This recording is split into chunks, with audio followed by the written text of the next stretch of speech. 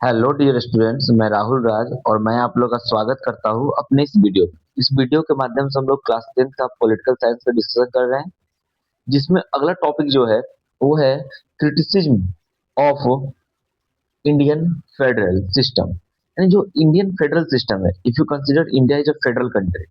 इससे पहले वाले वीडियो में हम आप लोग को बताए हैं कि इंडिया एक एक्चुअली क्वासी फेडरल कंट्री है, क्योंकि इसे फेडरल और यूनिटरी दोनों का नेचर दिखता है। बट क्लास 10th के एनसीईआरटी के अकॉर्डिंग देखे तो इंडिया को एक फेडरल माना गया हुआ है। इंडिया एक फेडरल कंट्री है, कॉमन होल्डिंग टुगेदर की तरह। तो अगर हम ऐसे बात करें कि criticism of the Indian federal system, कि आप जो इंडिया में जो फेडरलिज्म है उसके बारे में आप कमेंट क्या कर सकते हैं? नेगेटिव कमेंट, डीमेरिट्स, मतलब रियल में फेडरल नहीं है क्यों, ऐसा बताइए आप। यानी एक तरह का हम ऐसा कुछ बताना चाहते हैं कि इंडिया एक यूनिटरी सिस्टम को फॉलो करता है। ठीक है, हो सकता है कि डीमेरिट्स ऑफ इंडियन फेडरलिज्म बताने के लिए आ जाए क्वेश्चन। हो सकता है criticism of Indian federal system बताने के लिए आ जाए। इसका मतलब ये हुआ कि इंडिया में वैसे वैसे चीज आप काउंट करवा देना जो कहीं ना कहीं उसके यूनिटरी की ओर इंडिकेट करता है। आपको पता है इंडिया क्वासी फेडरल कंट्री है, that means it's still towards the central power. चलिए, अब आते हैं criticism of the Indian federal system. आप लिख सकते हैं कुछ हेडिंग में, इंट्रोडक्शन में टॉपिक डाल दीजिए। लिखिएगा, India is a federal country, but it have some features of unitary. On this behalf, we can say that India is a quasi-federal country. Full stop. देखो, reason behind it are as follow. इसके पीछे का reason क्या है? Are as follow. Number one, देखिए क्या लिखा हुआ है, नो टेरिtoriयल सेनेसिटी। देखिए इसका मतलब क्या समझाते हैं। ठीक है, सेंसिटी का मतलब हुआ नो टेरिtoriयल सेंसिटी, यानी कहने का मतलब हमारे कॉन्स्टिट्यूशन का जो आर्टिकल नंबर 3 है ना, तो मैं इसे जूम कर लेता हूँ। हाँ, ये दिख ही रहा हो क्लियर। चलिए, आर्टिकल नंबर 3 है ना, ये आर्टिकल नंबर 3 के अकॉर्डिंग इंडिया के स्टेट्स के बाउंड्री को चेंज किया जा सकता है, नाम को चेंज किया जा सकता है। दो स्टेट को मर्ज करके एक बड़ा स्टेट बनाया जा सकता है, और दो छोटे छोटे स्टेट को मर्ज करके एक बड़ा स्टेट बनाया जा सकता है, या बड़ा से छोटा बनाया जा सकता है on the recommendations of parliament. Unilaterally parliament unilaterally क्या चेंज कर सकता है। यानी कहने का मतलब ये हुआ कि नो टेरिtoriयल सेनेसिटी का मतलब हुआ, यह जो टेरिtoriयल है, जो स्टेट है, उसका कोई अस्तित्व अपने आप में नहीं है। उसको जब भी पार्लियामेंट चाहेगा उसका नाम बदल सकता है, बॉर्डर बदल सकता है, उसका एरिया बदल सकता है, दो स्टेट को जोड़ सकता है और स्टेट को तोड़ सकता है। जैसे बिहार से झारखंड बना, मध्य प्रदेश से छत्तीसगढ़ बना, उत्तर प्रदेश से उत्तराखंड बना, आंध्र प्रदेश से तेलंगाना बना, और अभी आप सुन रहे होंगे ये केरल का नाम केरलम होने वाला है। तो मतलब इस स्टेट का अपना कोई अस्तित्व नहीं है। आप ऐसे लिख सकते हैं, नो टेरिtoriयल सेनेसिटी, दैट मीन्स यहाँ पर केवल पार्लियामेंट चेंज कर सकता है, रीऑर्गेनाइज कर सकता है किस चीज को, उसके टेरिtoriयल लिमिट्स चेंज कर सकता है, मतलब बाउंड्री चेंज कर सकता है, कट शॉर्ट कर सकता है, लार्ज बढ़ा सकता है। तो ये कहीं ना कहीं नहीं हो सकता है। जैसे एक्चुअल फेडरलिज्म यूएसए में है, और यूएसए में जो 50 स्टेट है, 50 स्टेट है, यूएसए में जो 50 स्टेट है, वो स्टेट कभी टूट नहीं सकता है, कभी बदल नहीं सकता, वो हमेशा 50 का 50 ही रहेगा। जब से बना है 1776 के बाद से, इंडिपेंडेंट हुआ 1776 में यूएसए, उसके बाद से अभी तक 85 स्टेट है। बट भारत में देखिए 28 स्टेट और 8 यूटी है वर्तमान समय में। बट पहले कम था, कभी ज्यादा हो गया। कभी जम्मू कश्मीर लद्दाख एक था, आज लद्दाख का जम्मू कश्मीर अलग हो चुका है। तो ये कहीं ना कहीं एक फेडरल नेचर के क्या है, अगेंस्ट है। ठीक है, तो आप नंबर वन डालिएगा, और नंबर वन में क्या लिखिएगा, यहाँ पे लिखिएगा, देखो क्या लिखना है, नो टेरिtoriयल सेनेसिटी। इसका मतलब क्या लिखिएगा, यहाँ से लिखिएगा, पूरा लाइन मत लिखिएगा। The states can be reorganised and their territorial limits changed, cut short or enlarged by parliament unilaterally without the consent of the, ठीक है, कंसल्टेड स्टेट मतलब स्टेट से कोई कंसेंट नहीं करना। एक्चुअली होता क्या है ना, प्रेसिडेंट की तरफ से एक लेटर स्टेट के लेजिस्लेटिव हाउस को तो जाता है, लेकिन कोई जरूरी नहीं कि प्रेसिडेंट उसका बात माने। इसलिए लिखा गया हुआ है यहाँ पर कि विदाउट कंसेंट। ठीक है, चलिए, यानी पहला चीज समझ गए किस आधार पे आप कह सकते हैं कि इंडियन फेडरल सिस्टम नहीं है, या criticism of the Indian federal system. चलिए दूसरा चीज, दूसरा नेक्स्ट टॉपिक ले, देखिए आपको पढ़ा चुके इससे पहले वाले क्वासी फेडरल पढ़ाया था, सेम सेम मैच करेगा कोई कोई चीज। लिखा हुआ है the practice of appointment of the governors by the president, ठीक है, स्मैक्स ऑफ सेंट्रलिज्म। यानी कहने का मतलब ये है, आपको बताए थे कि गवर्नर का जो अपॉइंटमेंट होता है वो प्रेसिडेंट करता है, और governor is a person of central government. तो सेंट्रल गवर्नमेंट के बिहाफ पे ये काम करता है, और जो सेंट्रल गवर्नमेंट के फेवर में होगा वही काम करवाता है, कहाँ पे, वो स्टेट में। और ये एक मुद्दा बना रहता है ये विवाद का सेंट्रल और स्टेट के बीच में, ठीक है। यानी कहने का मतलब जो प्रेसिडेंट है ना, या सेंट्रल गवर्नमेंट है ना, जो कहेगा गवर्नर वही करेगा। अगर सेम पार्टी का गवर्नमेंट है स्टेट और सेंटर, कोई दिक्कत नहीं है। लेकिन मान लीजिए ए पार्टी का गवर्नमेंट है सेंटर में और बी पार्टी का गवर्नमेंट है स्टेट में, तो दिक्कत होता है। क्या करता है, बहुत सारे बिल, जब आपको पता होगा जैसे सेंट्रल लेवल पे लोकसभा राज्यसभा से पास होने के बाद राष्ट्रपति उसको सिग्नेचर करता है, तब वो कोई ना कोई बिल एक्ट बनता है। वैसे ही राज्य में, स्टेट में, अगर विधानसभा है, विधान परिषद है, मतलब लेजिस्लेटिव असेंबली है, लेजिस्लेटिव काउंसिल है, तो दोनों से पास होने के बाद गवर्नर सिग्नेचर करता है। तो गवर्नर क्या करता है, कभी कभी उसको अपने पास रख लेता है, अनफेवर करना स्टार्ट कर देता है स्टेट के लिए। लिखा हुआ है, देखिए ये एक प्रॉब्लम था। आप हेडिंग केवल डालीजिएगा, काम चल जाएगा। ये हम लोग 10th क्लास बेसिस पे पढ़ रहे हैं, समझ रहे हैं पूरा।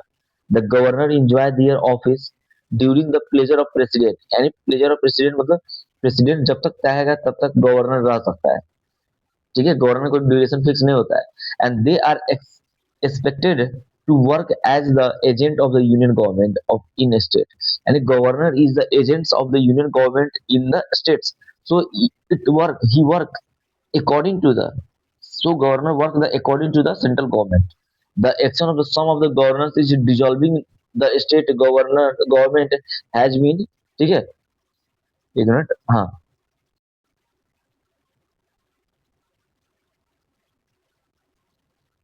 हाँ, हैज बीन क्रिटिसाइज्ड। यानी कहने का मतलब ये हुआ कि गवर्नर का अपॉइंटमेंट जो होता है ना, वो कौन करता है, प्रेसिडेंट करता है। प्रेसिडेंट क्या है, सेंट्रल है। और एक्सेप्ट एक्सपेक्ट किया जाता है, उम्मीद की जाती है कि यूनियन गवर्नमेंट के एजेंट बन के वो काम करे स्टेट में। तो ये कहीं ना कहीं एक इश्यूज बन जाता है क्रिटिसिज्म का, गवर्नर भी, ठीक है। चलिए, दूसरा हुआ। तीसरा आता है ट्रांसफॉर्म द फेडरल, ठीक है, कॉन्स्टिट्यूशन इनटू अ यूनिटी। अब क्या है ना, एक्चुअली अगर हमारा कॉन्स्टिट्यूशन फेडरल है, तो लेकिन जब इमरजेंसी लगता है तो वो बन जाता है यूनिटरी सिस्टम। क्योंकि जब नेशनल इमरजेंसी लगता है, तो उस समय स्टेट के जो सब्जेक्ट है ना, स्टेट लिस्ट, उस पर भी एक्ट करने का कार्य हो जाता है किसका, पार्लियामेंट का या प्रेसिडेंट का। तो उस समय कहीं ना कहीं ऐसा ट्रीट होता है। यानी सिंपल, अगर इंडिया में आर्टिकल नंबर 352 के अकॉर्डिंग नेशनल इमरजेंसी लग गया, ठीक है, तो उस समय सबसे ज्यादा पावरफुल सेंट्रल गवर्नमेंट होता है, और स्टेट गवर्नमेंट का कोई अपना एग्जिस्टेंस नहीं होता है। स्टेट लिस्ट हो, चाहे कॉन्करेंट लिस्ट हो, चाहे यूनियन लिस्ट हो, चाहे जो भी हो, उस सब पर कार्य करने का रूल किसका होगा, स्टेट सेंट्रल गवर्नमेंट का होगा। और साथ में अगर किसी 356 आर्टिकल नंबर 356 के अकॉर्डिंग किसी स्टेट में इमरजेंसी लग गया, जिसे स्टेट इमरजेंसी कहते हैं या प्रेसिडेंशियल इमरजेंसी कहते हैं, उस समय भी उस स्टेट पे जो भी कानून बनाएगा, एक्ट बनाएगा, जो भी पॉलिसी बनाएगा, सब कुछ किसके हाथ में आ जाएगा, सेंट्रल गवर्नमेंट के हाथ में आ जाएगा। और सेंट्रल गवर्नमेंट के हाथ में केवल पावर आना, that is called the unity. मतलब ये भी चीज है कि India is a federal country, but some time it convert into the unitary country on applying emergency, ठीक है। तो यहाँ देखिए क्या लिखा हुआ है, लिखा हुआ है द प्रेसिडेंट इज, ठीक है, empowered to transfer the federal constitution into unitary during the time of the national emergency. And national, इतना ही लाइन लिख लिया, नेशनल इमरजेंसी के तौर पर under such circumstances the union parliament shall have to power to make law for the whole of the India on the what, state list. यानी कहने का मतलब ये हुआ कि इस स्थिति में, इस सर्कमस्टेंसेस में पार्लियामेंट क्या कर सकता है, लॉ बना सकता है पूरा कंट्री के लिए। अब लिख लीजिएगा, transform the federal constitution into a unitary system on on during the national emergency. National emergency के समय ऐसा होता है। और देखिए हम लोग 10th क्लास में पढ़ रहे हैं, इसलिए थोड़ा कम लिख रहे हैं, वरना इसको लिखने के लिए एक एक पेज एक पर लिख सकते हैं हम लोग। अब आता है एक और कंडीशन जिस बेसिस पे हम लोग क्रिटिसाइज कर सकते हैं इस चीज को, इंडियन फेडरल सिस्टम को, जिसका नाम है सिंगल सिटीजनशिप। सिंगल सिटीजनशिप, आपको पता है India follows a single citizenship, this is the what, criticism of federal system. तो लेकिन यूएसए में क्या है, डबल है। वहां के देख लीजिए, वहां के जो वहाँ के जो भी पर्सन होते हैं, सिटीजन्स होते हैं यूएसए का, वो यूएसए का मेंबर होने के साथ साथ अपने स्टेट का भी एक मेंबरशिप रखे होते हैं, इन सिटीजनशिप जिसे कहते हैं। While in the USA an individual enjoy, individual मतलब लोग होता है, enjoy dual citizenship, that is the citizenship of his state and the federal citizenship. यानी यूएसए का है, एक मान लो न्यूयॉर्क का है। In India there is a single citizenship throughout the country, और इंडिया में पूरा एक कंट्री में सिंगल सिटीजनशिप है, where when whenever the country an individual might an individual might have been formed, ठीक है, from he is regarded as Indian citizen. इसलिए India में सबको क्या कहते हैं, इंडियन सिटीजन कहते हैं, ना कि कोई और स्टेट का नाम लेकर उसको सिटीजन कहा जाता है। तो ये भी एक पॉइंट बन सकता है जिस बेसिस पर हम लोग इंडियन फेडरलिज्म को क्या कर सकते हैं, क्रिटिसाइज कर सकते हैं। आई होप 4 पॉइंट समझे होंगे। चलिए मैं 5वां पॉइंट आपको बता रहा हूँ केवल, देखिए 5 point, all India service like IAS, IPS, IFS.